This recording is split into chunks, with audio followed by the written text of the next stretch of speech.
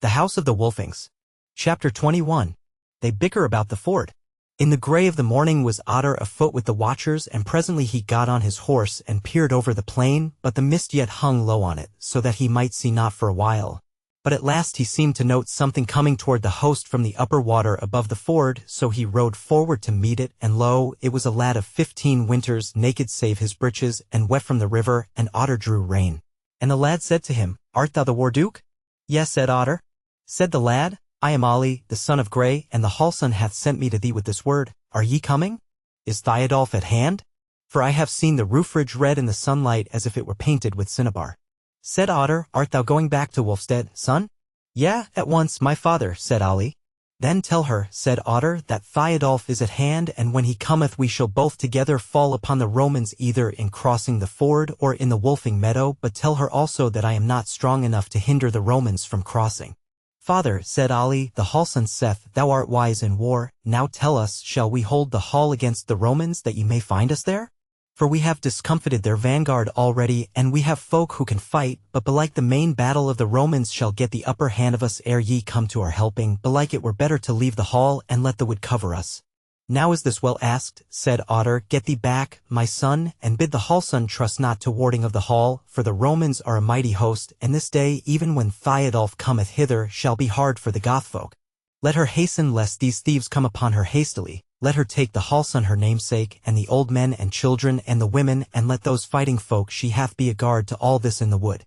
And hearken moreover, it will, maybe, be 6 hours ere Theodulf cometh. Tell her I will cast the dice for life or death, and stir up these Romans now at once, that they may have other things to think of than burning old men and women and children in their dwellings.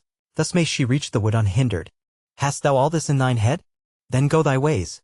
But the lad lingered, and he reddened and looked on the ground, and then he said, My father, I swam the deeps, and when I reached this bank, I crept along by the mist and the reeds toward where the Romans are, and I came near to them and noted what they were doing.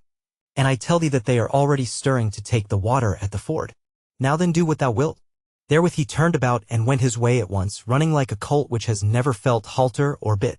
But Otter rode back hastily and roused certain men in whom he trusted, and bid them rouse the captains and all the host, and bid men get to horse speedily and with as little noise as might be. So did they, and there was little delay, for men were sleeping with one eye open, as folk say, and many were already astir. So in a little while they were all in the saddle, and the mist yet stretched low over the meadow, for the morning was cool and without wind. Then Otter bade the word be carried down the ranks that they should ride as quietly as may be and fare through the mist to do the Romans some hurt, but in no wise to get entangled in their ranks, and all men to heed well the signal of turning and drawing aback. And therewith they rode off down the meadow led by men who could have led them through the dark night. But for the Romans, they were indeed getting ready to cross the ford when the mist should have risen, and on the bank it was thinning already and melting away, for a little air of wind was beginning to breathe from the northeast, and the sunrise, which was just at hand. And the bank, moreover, was stonier and higher than the meadow's face, which fell away from it as a shallow dish from its rim. Thereon yet lay the mist like a white wall. So the Romans and their friends the dastards of the Goths had well nigh got all ready, and had driven stakes into the water from bank to mark out the safe ford.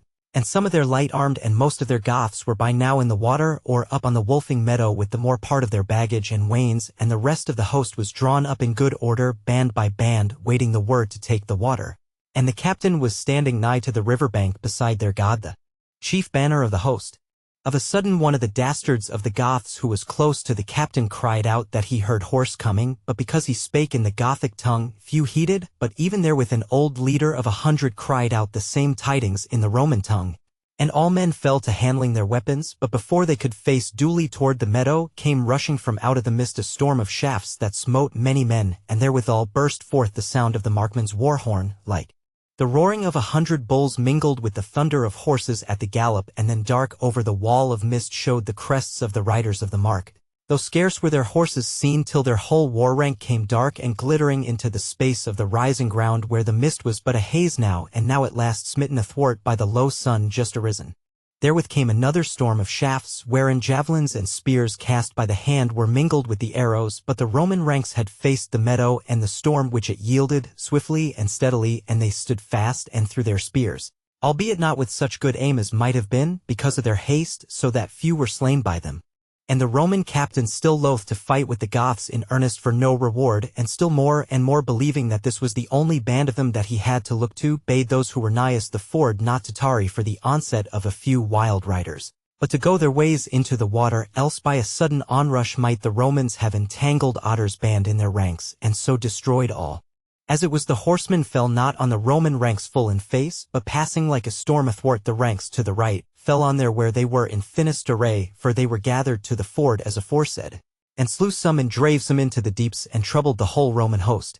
So now the Roman captain was forced to take new order, and gather all his men together, and array his men for a hard fight, and by now the mist was rolling off from the face of the whole meadow, and the sun was bright and hot. His men serried their ranks, and the front rank cast their spears, and slew both men and horses of the Goths as those rode along their front, casting their javelins, and shooting here and there from behind their horses if occasion served, or making a shift to send an arrow even as they sat a horseback. Then the second rank of the Romans would take the place of the first, and cast in their turn, and they who had taken the water turned back, and took their place behind the others, and many of the light-armed came with them, and all the mass of them flowed forward together, looking as if it might never be broken. But Otter would not abide the shock, since he had lost men and horses, and had no mind to be caught in the sweep of their net, so he made the sign, and his company drew off to right and left, yet keeping within bowshot, so that the bowmen still loosed at the Romans.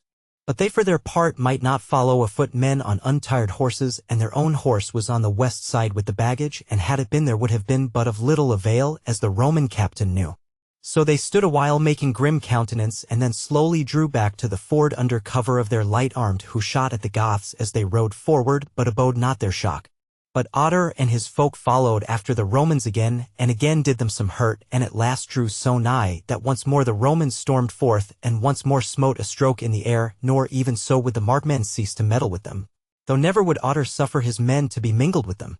At the last the Romans, seeing that Otter would not walk into the open trap, and growing weary of this bickering, began to take the water little by little, while a strong company kept face to the markmen.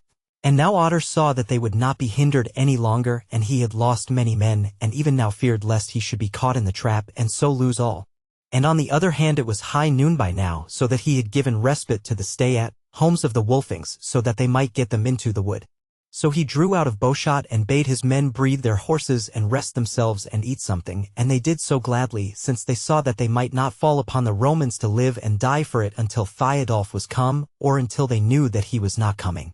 But the Romans crossed the ford in good earnest, and were soon all gathered together on the western bank, making them ready for the march to Wolfstead.